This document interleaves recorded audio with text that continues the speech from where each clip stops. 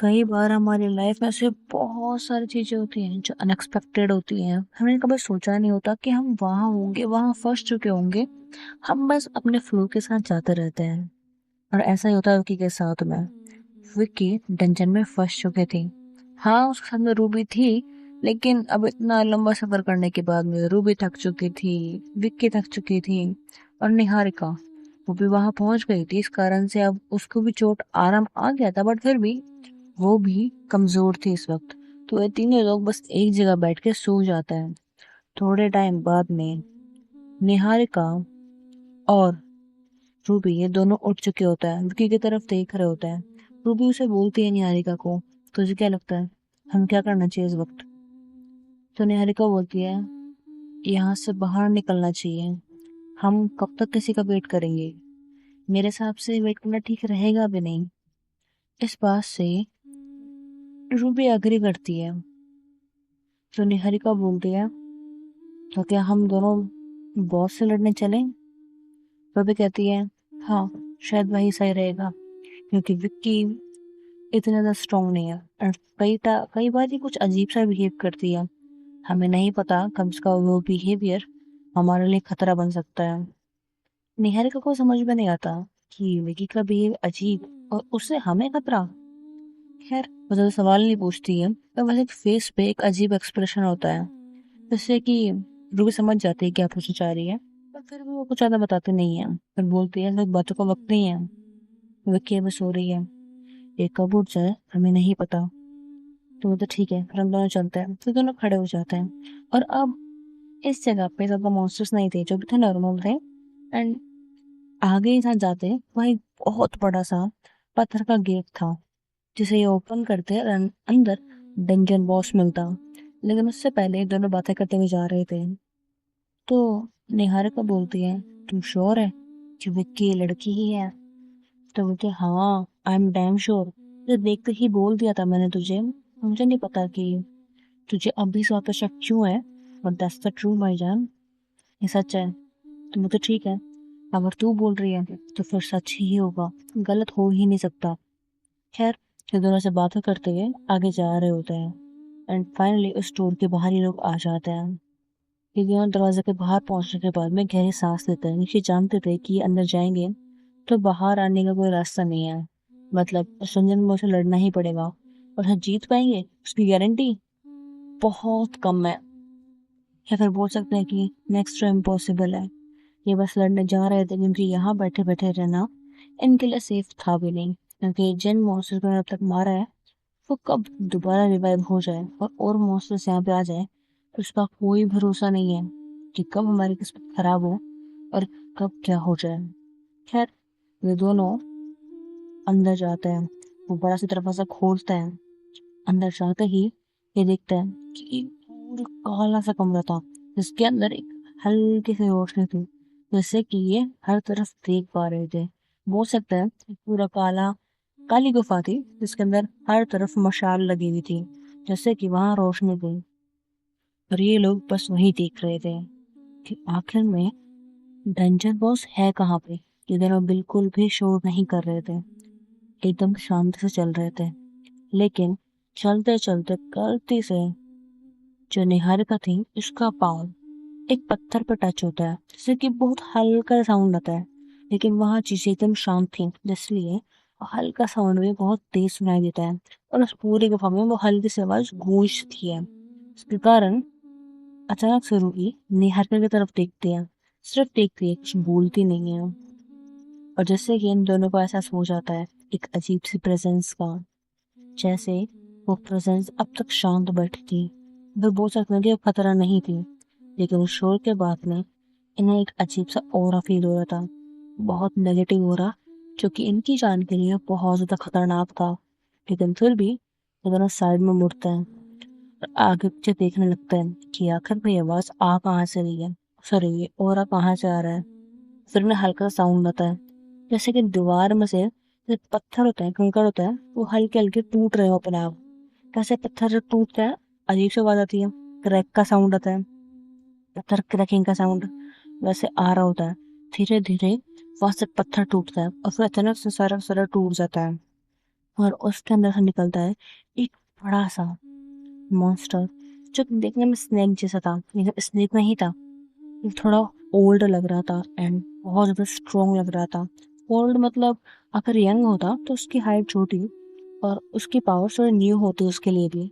लेकिन ये मॉन्स्टर काफी टाइम से यहाँ दिख रहा था। इसका मतलब इसे इस जंगल में रहते हुए काफी साल हो चुके हैं और अब तक ये खत्म नहीं हुआ है एक बार भी। ये काफी ज्यादा स्ट्रोंग होगा इन दोनों के लिए, और ये इस वक्त क्या करेंगे इन्हें खुद भी नहीं पता। ये बस अपने तलवार निकाल के खड़े हो गए कि अगर ये अटैक करेगा तो हम भी इस पर अटैक करेंगे। वेल वो स्नेक जैसा ड्रैग स्टिंग का मॉन्स्टर खड़ा होता है, अपने आंखों को खोलता है। उसकी आइस येलो थी एंड बीच में एक ब्राउन सा निशान था, जैसे हमारी आइस होती हैं खुद के बीच में, वैसे ही। वो इन लोगों की तरफ देख रहा था एंड वो अचानक से एक गहरी सांस लेते हैं, जिससे कि ये दोनों समझ जाते हैं क्या करने वाला है ये। दोनों साइड होते हैं और वो अचानक से एक अजीब सी गैस वहां छोड़ता है। वो एक हल्की पॉइजनस गैस थी, जिससे अगर ये डायरेक्ट टकराते तो ये दोनों काफी ज्यादा हर्ट हो सकते थे। ये ज्यादा ऐसा पोइजन नहीं था जो अंदर जाए एंड फिर पॉइजनस करे, नहीं। ये एसिड की तरह मान सकते हो। एक ऐसा पोइजन था जो कि बॉडी पे टच होता है तो बॉडी जलने लगती है। आई होप आप समझ गए हो। वेल दोनों के दोनों साइड हो जाता है और एक गहरी सांसें ले रहे होते हैं। निहारिका वो रूबी की तरफ देखती है। रूबी बोलती है वी नीड टू फाइट। लेकिन वो फाइट करने के लिए जाता है। एक पहले तो फाइट अच्छे से कर रहे होते हैं, लेकिन इन्हें एहसास नहीं होता कि कब कि इतनी जल्दी थक रहे होता है। एक तो लंबा सफर था, थोड़ा बहुत कुछ इन्होंने खाया पिया था, उसके सिवा कुछ नहीं था। इतनी फाइट्स की रही थी और इतना ही रिकवर हो पाए थे ये लोग कि ये इतनी फाइट दे पा रहे थे। लेकिन स्टेमिना अब भी कमजोर था, जिसके कारण कुछ टाइम बाद में ही दोनों काफी थकने लग जाता है। लेकिन वहां विक्की वो उठ जाती है और उसे इस फाइटिंग का साउंड अच्छे से आ रहा था, जबकि उस रूम से ये जगह काफी दूर थी। लेकिन विक्की को लड़ने की आवाज आ रही थी। वो अपनी आंखें खोलती है और उस आवाज को फॉलो करती है, जैसे वो जानती थी कि वो कहाँ जा रही है और क्यों जा रही है। विक्की इस आवाज को फॉलो करते करते जाती रहती है एंड वो फाइनली उस रूम में पहुंच जाती है। वो देखती है हीरो की साइड में गिरी हुई है, उसके ब्लड आ रहा है। और दूसरी तरफ निहारिका, वो भी काफी ज्यादा चोट लग चुकी है उसे, लेकिन फिर ये फाइट करने की कोशिश कर रही है। रूबी भी धीरे धीरे खड़ी हो रही है, लेकिन अब जैसे दोनों दम तोड़ रहे हो। अगर इन्होंने और फाइट करी तो इनका बचना नेक्स्ट टू इम्पॉसिबल होगा। तो एक ही ज्यादा कुछ तो होता नहीं है। नॉर्मल सी तलवार थी, वो लेती है एंड विक्की भागती है और निहारिका के आगे खड़ी हो जाती है और बोलते पागल हो गए तुम दोनों, अकेले क्यों आए हो यहाँ पे। निहारिका बोलते तुम्हें कुछ नहीं पता, ये कितना खतरनाक मॉन्स्टर है और हम लड़ने आए हैं ऑफ कोर्स, वरना यहाँ से जिंदा निकल नहीं पाएंगे हम लोग। कब तक हम बाकियों का वेट करेंगे कि हमें सेव करे वो। हम वेट नहीं कर सकते। विक्की बोलते तो फाइट करो ना, ऐसे क्यों कर रहे हो कि तुम खुद मर जाओ। वेल निहारिका बोलते तुम नहीं जानती, ये टंचन हर कितना खतरनाक मॉन्स्टर है। विक्की बोलती हाँ, मुझे नहीं पता कितना खतरनाक मॉन्स्टर है ये, पर मुझे इतना पता है कि अगर मैं साथ नहीं दे सकते ना तो बोझ नहीं बनती कम से कम। विक्की से बोले गुस्सा करती है। विक्की का गुस्सा अब बहुत ज्यादा हो रहा था, बहुत ज्यादा। जैसे सिर्फ गुस्सा आ रहा हो कि मुझे क्यों नहीं लेके आए, मुझे बताया क्यों नहीं, एटलीस्ट बताया होता। ये उस बात पर इतना गुस्सा आ रहा था कि एक बार को सिर्फ निहार की तरफ घूर के देखती है और निहार का न जाने क्यों डर जाती है। मुझे खुद समझ में नहीं आता कि मुझसे डर क्यों रही हूँ, वो गुस्सा ही तो कर रही है। पर इतना डर उसे कभी नहीं लगा। शायद अब समोसे से लड़ रही है तो वो जानती थी कि वो मर सकती है, लेकिन फिर भी इतना ज्यादा डर नहीं था जितना अभी हो रहा है। विक्की की आईज पर्पल हो रही थी और विक्की वो गुस्से में बस घूर रही थी। विक्की की अपनी तलवार में पकड़ तेज हो रही थी और वो उस मॉन्स्टर की तरफ देखती है और विक्की से फाइट करने लगती है। विक्की से फाइट तो कर रही होती है, लेकिन विक्की की स्पीड और विक्की के मारने का तरीका वो अनइमेजिनेबल था। जैसे विक्की एक बहुत ज्यादा अच्छी फाइटर हो और वो काफी टाइम से लड़ रही हो, ऐसा लग रहा था। लेकिन वो उस एनिमल को ज्यादा हार्म भी नहीं कर रही थी। हाँ, उसे भटका रही थी, उसे इरिटेट कर रही थी, बट उससे ज्यादा चोट नहीं पहुंचा पा रही थी। एक तो उसका स्किन वो काफी ज्यादा हार्ड थी, एक पास जो तलवार थी ज्यादा ताकतवर नहीं थी कि वो उस चीज को तोड़ पाए। विक्की फिर भी उस पर काफी कट्स लगाती है। इतनी मजबूत स्किल होने के बाद में भी उस पर अपने कट्स लगा देती है। एंड विक्की उन सब में खुद भी काफी ज्यादा चोटिल हो जाती है, उसे बहुत ज्यादा चोट लग जाती है। लेकिन उनका गुस्सा और एक्साइटमेंट कुछ ज्यादा थे। लेकिन फिर विक्की के कानों में बस एक आवाज आती है, रूबी की, विक्की काम योर सेल्फ।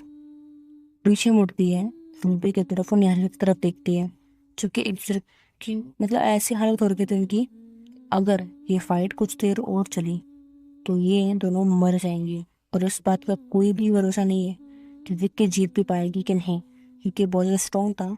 एंड विक्की यहाँ आई ही थी, उसने अपनी पावर यूज करना सीख ही रही थी वो। उसके ऊपर से विक्की के ऊपर ये तो कर्स मैजिक एंड पता नहीं क्या क्या विक्की के अंदर आ चुका है, जिसे विक्की अब तक संभाल तक नहीं पाई है। विक्की फिर भी तेजी फाइट दे रही है, वो कम नहीं है। लेकिन विक्की समझ जाती है कि अगर मैं और लड़ी तो हम तीनों लोग मर जाएंगे। विक्की को कुछ समझ में नहीं आता। विक्की बस अपनी आंखें बंद करती है और सोचती है, काश काश यहाँ मधु होती, तुम सबको संभाल लेती, फिर मुझे कोई दिक्कत नहीं आती। पर ये दिमाग में ख्याल आते हैं, उसे पहले दिमाग में थॉट आता है जब वो पहली बार मिले थे। और पहली बार मिलने से ख्याल आता है समनिंग मैजिक का। तो विक्की अपने ही ब्लड को टच करती है, मतलब अपने थम्स पे लेती है। एंड फिर वो मैजिक सर्कल ड्रॉ करने लगती है। उसने अपनी तलवार को फेंक दिया होता है। साइड में रूबी और निहारिका ये देख रहे थे, वो दोनों पागल हो जाते कि दिमाग खराब है इस लड़की का, इसने ऐसा क्यों किया। लड़ रही थी, कम से कम कुछ हथियार तो था इसके पास में, लेकिन अब अभी जिंदा भी नहीं रह पाएगी।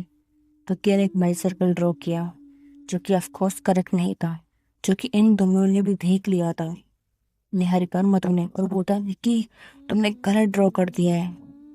सिर्फ इतना ही बोलती है, क्योंकि कुछ भी नहीं बोलती। अब वो समनिंग मैजिक यूज कर देती है। जैसे ही यूज करती है, मधु जो कि अपने घोड़े के पास में खड़ी थी, वहां से जाने के लिए अपने पिताजी को देख रही थी, राजा साहब को देख रही थी। अब वो उनकी आंखों के सामने से कहीं गायब हो गई होती है।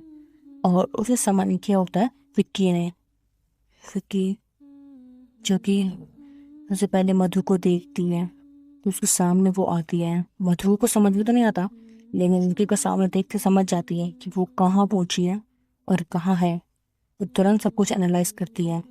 विक्की सिर्फ मधु को इतना बोलती है, हम सॉरी, आपको बुलाना पड़ा, बट मुझे और कुछ समझ में नहीं आया, सॉरी आपको प्रॉब्लम में लाने के लिए। तो मधु ज्यादा कुछ नहीं बोलती है, बस विक्की की सर पे टच करती है, उसके ब्लड को देखती है और वो आसपास देखती है, रूबी को, निहारिका को, और फिर पीछे मुड़ के देखती है उस मॉन्स्टर को। तो मधु कोई नॉर्मल लड़की नहीं थी, वो एक वॉरियर थी। वॉरियर वॉरियर से पंगा लेना एंड उसके प्यार को हर्ट करना वो बर्दाश्त नहीं कर सकती थी। इसलिए अपनी तलवार को निकालती है और सीधा जा करके उस मॉन्स्टर से लड़ने लग जाती है। मधु की फाइटिंग स्किल वो बहुत ज़्यादा औसम थी, क्योंकि साइड में बस बैठी थी। और वहां से मधु और निहारिका और रूबी आते हैं और वो बोलते हैं, विक्की तुमने रानी साहब को यहाँ पे कैसे बुलाया, और ये बताओ मुझे, तुम्हारा दिमाग खराब हुआ है, मुझे नहीं पता कैसे बुलाया, और फिर भी उन्हें यहाँ क्यों बुलाया, उनकी जान खतरे में क्यों डाली। विक्की बोलते हैं, नहीं बुलाती ना तो वो मुझे जिंदा करके दोबारा मार डालती, इसलिए बुलाना पड़ा। ऐसा बोल के मुस्कुराती है वो। उन्हें कुछ समझ में नहीं आता। कितने में उन्हें एक आवाज आती है, वो पीछे मुड़ते हैं, एक कुछ भारी चीज करने की आवाज आई थी। और वो देखते हैं कि उस स्नेक की गर्दन कट के नीचे गिर गई है। मधु उसकी बॉडी पर ब्लड लग चुका है। वो एक पानी की बोतल लेती है, उसे खुद को क्लीन करती है और फिर उल्की के पास में आती है, उस पे हीलिंग मैजिक यूज करती है। रूपी पे, निहारिका, इन सब पे हीलिंग मैजिक यूज करती है। एंड फिर वो विक्की को बस हक कर लेती है, बिना कुछ कहे, बिना कुछ सोचे, बिना कुछ समझे। ये मैंने देखती है कि दोनों भी वहां पे, हाँ, अपन इसको केयर करती है कि सब ठीक रहे, और फिर वो विक्की से दूर नहीं रह पाती। बस विक्की को हक कर लेती है और कहती है, तुम ठीक हो ना। विक्की बोलती है, हाँ बाबा मैं बिल्कुल ठीक हूँ, आप फिक्र मत करो मेरी। तो बोलते हैं दिख रहा है कितने ठीक हो। विक्की बोलती है ज़्यादा फिक्र करने की जरूरत नहीं मेरी, पर हाँ जेलस होने की भी नहीं है। तो मधु बोलती है मैं जेलस नहीं हो रही थी। बोलता हाँ दिख रहा था वो मुझे, जेलस नहीं हो रही थी। मैं यही सोच रही थी डेंजर में फंस के मुझे मोजू से डर है या फिर मेरी वाइफ से डर है, क्योंकि वो तो मुझे कभी जान से मार देगी ना। तो मैं लड़की के साथ में फंस गई हूँ, अब मैं उसको दुर्ल डाल रही हूँ तो वो हंसती है और बोलती है तुम ना विक्की। ऐसे बोल के मधु की आंखों में आंसू थे। तो विक्की उसके आंसू पहुँचती है और बोलती है बस करो, रोने की जरूरत नहीं है। पर वैसे भूलो मत रानी साहिबा, आप कहाँ हो अभी। तो बोलते कहाँ है, क्या डंजन में। तो बोलते हाँ बस डंजन में, हम दोनों के अलावा भी कोई और है। तो साइड में देखते बोलते हैं पहले बताना चाहिए था ना। तो बोलते बताना क्या चाहिए था, आपने ही उन दोनों को हीलिंग मैजिक यूज किया है, खुद नहीं पता। तो अरे नहीं पता था ना, ठीक है अब। तो बोलते लगता है कि इससे कम से बहुत ज्यादा प्यार हो गया है। तो बोलते बोलते अभी चुप रहो, तो उन दोनों को कुछ पता नहीं है। तो बोलते उन दोनों को सब कुछ पता है, मुझे नहीं पता इन दोनों को कैसे पता लगा कि मैं एक लड़की हूँ, बट इनको पता है। ऐसा कैसे, मुझे पता है। एक मिनट। अब वो उन दोनों लड़कियों को ध्यान से देखती है, रूबी को देखती है, उसे पहचान जाती है। वो रूबी को देख के बोलती है तुम रूबी हो ना। रूबी बोलती है हाँ, आप मुझे जानती हो। ऑफ कोर्स रूबी की वो आइडियल थी, तो उसके लिए तो बहुत ज्यादा बड़ी बात थी कि मधु से जानती भी थी। वो मधु की तरफ देखते एकदम खुशी से, तो बोलते हाँ मैं जानती हूँ, तुम्हें काफी बार देखा है मैंने। तुम्हारे पिताजी और मेरे पिताजी वो काफी टाइम मिलते थे, तो मैंने देखा था तुम्हें, और तुम्हारे बारे में सुना भी था काफी। तुम काफी स्ट्रांग हो, इसलिए तुम्हें जानती हूँ। बोलते थैंक यू। वैसे मैंने एक वॉरियर बनने का आपको देख के सोचा था। तो बोलते ठीक है। और तो कुछ बोलते नहीं है उससे, और विकी की तरफ देख के बोलती है तो तुमसे कुछ बात करनी है। विकी बोलती है हाँ बोलो, तुम तो यहाँ नहीं कहीं और। विकी बोलते ठीक है। तब मधु और विकी दोनों एक साइड में जाते हैं। विकी मधु की तरफ देखती है, उसे बस से हाथ करते बहुत प्यार से बोलती है क्या हुआ, इतनी परेशान क्यों लग रही हो, कोई बात परेशान कर रही है। तो बोलती है नहीं, बस मुझे ये बताओ क्या तुम ठीक हो। विकी बोलती है हाँ बाबा मैं बिल्कुल ठीक हूँ, क्यों। तो बोलती है एक सेकंड रुक जाओ। ऐसे बोल के विकी का फेस को और ध्यान से देखती है, अपने दोनों हाथों को विकी के दोनों फेस पर चिक्स पे ले जाती है, बहुत प्यार से उसकी तरफ देखती है और कहती है विक्की तुम पक्का ठीक हो ना। विक्की बोलती है हाँ बाबा, ऐसा क्या हो गया, इतना परेशान क्यों हो रहे हो। मधु बोलती है नहीं कुछ नहीं, बस कुछ जानना था, वो जान लिया मैंने। विक्की बोलती है तो फिर अब यहाँ से बाहर कैसे निकलना है, पता है कुछ। मधु विक्की के पास आती है, उसे हग कर लेती है, उसके चिक्स पे बहुत प्यार से किस करते हुए बोलती है तुम्हें फिक्र करने की जरूरत नहीं है, मैं हूं ना साथ में, तुम निकल जाएगा यहाँ से। अब वैसे भी मुझे इतना पता है कि तुम भी बहुत स्ट्रांग हो, इतनी तो हो कि मेरी हेल्प तो कर दोगे। क्या बोलते एक आप ही हो से मुझ पर ट्रस्ट है इतना, बाकी किसी को भी नहीं है। तो मधु बोलती है और किसको होना चाहिए, तुम्हें मैं जानती हूँ, मुझे है इतना काफी नहीं है। क्योंकि बोलती है हाय, जब प्रिंसेस जेलस होती है तो कितनी प्यारी लगती है ना। मधु गुस्से में निकलती है, तरफ से बोलती है मैं जेलस नहीं हो रही, और ये बताओ इतने टाइम तुम साथ में थी, कहीं यहाँ तक क्लोज तो नहीं हुई। विकी बोलते लग ही रहा था मुझे, आपको ये लगेगा। हम्म, आपको पता है तुम जान से मार डालती, क्योंकि ये मुंह से निकल गया था ऐसे ही। बोल तो क्या मतलब इसका। लेकिन नहीं नहीं मुझे नहीं बिल्कुल नहीं, मुझे विक्की बताओ मुझे। विक्की बोलते तूने बोल दिया विक्की, तो कुछ कर नहीं सकते, बताना ही पड़ेगा। विक्की बताती है ठीक है क्या हुआ था। तो बोलते पर तुम्हें मारना क्यों चाह रही थी, मतलब समझते नहीं हो तुमने, जिसे टारगेट करते हैं उसे मार देते हैं। वो लोग होते हैं ऐसे जो ये सोच रहे होते हैं, तुम्हें मारने क्यों सोचा इन लोगों ने। इन लोगों ने पहले बार कोई गलत डिसीजन लिया है आज तक, जितना मुझे पता है इन्होंने पहले इन्वेस्टिगेट किया अच्छे से, शायद तुम्हारे बारे में नहीं किया है कि मुझे पता नहीं मुझे तो। मतलब बोलती है ठीक है मैं बात करती हूँ, लेकिन बोलते बात ही करना प्लीज, घर मत डालना। तो बोलते हाँ बाबा कुछ नहीं करूंगी मैं। फिर विक्की ने तो हाथ पकड़ती है, उससे गरीब बात है, उसके घर पर बहुत प्यार से किस करती है। एंड अब विक्की मधु के पैर पे किस करती है, तब यहाँ पे रूबी कुछ दिखाने के लिए आई थी, जो उसे बेंजामिन मिला था। वो दिखाने के लिए आई थी उसके साथ में, और नादिया भी आई थी, और दोनों आए थे। एंड वो अब एक फॉरन वाले किस्म को देखते हैं, तो फिर वो देखते हैं कि वो तो बहुत पैसे की उस पर किस करती है, और ये देख करके दोनों के चिक्स रेड हो जाते हैं। और दोनों ही इतना ज्यादा शाय फील कर रहे थे, उन्हें ये चीज उन्हें मोस्ट अच्छी लगी थी देखने में कि दो बजे पकड़, और उस चीज को वो जाहिर नहीं कर पा रहे थे, बस ब्लश कर रहे थे, अंदर से खुशी फील हो रही थी, बाकी कुछ नहीं। एटलीस्ट ये पता था कि जो हमारे प्रिंसेस है उन्हें ब्लैकमेल नहीं किया जा रहा, ठीक है। और बट एक अजीब सा होता है ना, वो एकदम तुम खुद शाय फील कर जाते हो दूसरों को देख करके। उनके साथ में वैसा हो गया था, दोनों भी वहां से चले गए चुपचाप, लेकिन दोनों के चिक्स इस तरह रेड हो गए थे कि दोनों कुछ बोल ही नहीं पा रहे थे। जो इतना बोलते थे, डिस्कस करते थे हर चीज को, बोल तक नहीं पा रहे थे, एक जगह तक नहीं देख रहे थे।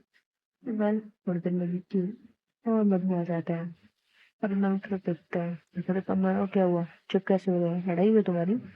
नहीं, दोनों साथ में बोलते हैं कि वो स्ट्रेंज फील कर रहा है। फिर मधु पूछते हैं इनसे, तुम लोगों ने टीको मारने की कोशिश क्यों करी? तो बोलते कि कुछ नहीं, बस मैं थोड़ी सी गलतफहमी हो गई थी, बट हम जान चुके हैं कि कोई गलत नहीं है। अब हम नहीं मारेंगे, मतलब हम उनसे टेस्ट ले रहे थे कि वो ठीक है कि नहीं।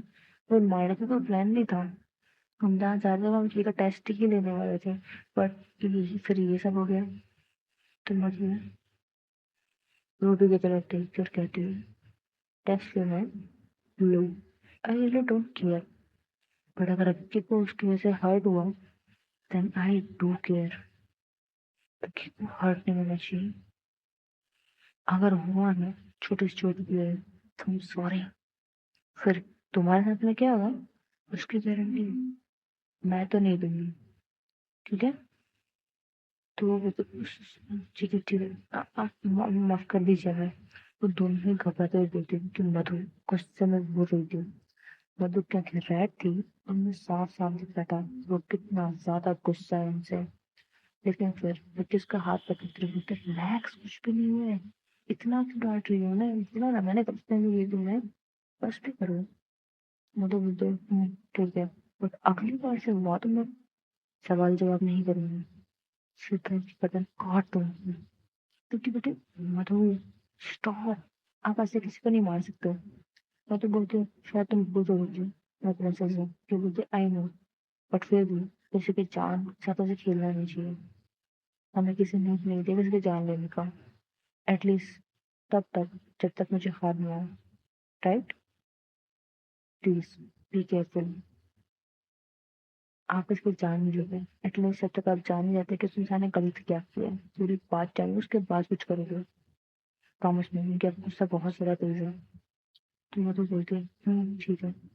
कल मैं थोड़ी शांत हो जाती है इस वक्त, विक्की को देखते ही विक्की जब थोड़ा फ्रस्ट्रेट हो जाती है, चीज़ों को शांत करने की कोशिश करती है, तो उसकी खुद की पावर्स हैं उसके ऊपर हावी होने लग जाती हैं। ये चीज देख करके मैं थोड़ा शांत हो जाती है कि वो फील कर पा रही थी। खैर थोड़ी देर में मधु उन लोगों से फिर से नॉर्मली बात करती है, and वो नॉर्मल हो जाता है, पर जब कुछ साथ में निकलना था तो स्ट्रेटेजी बना रहे होते हैं अपनी अपनी। So hey buddies, आज के लिए इतना ही। होप so that episode पसंद आई हो, बनाइए अपने को लाइक एंड सब्सक्राइब करें, thanks for watching, bye buddies, see you next part।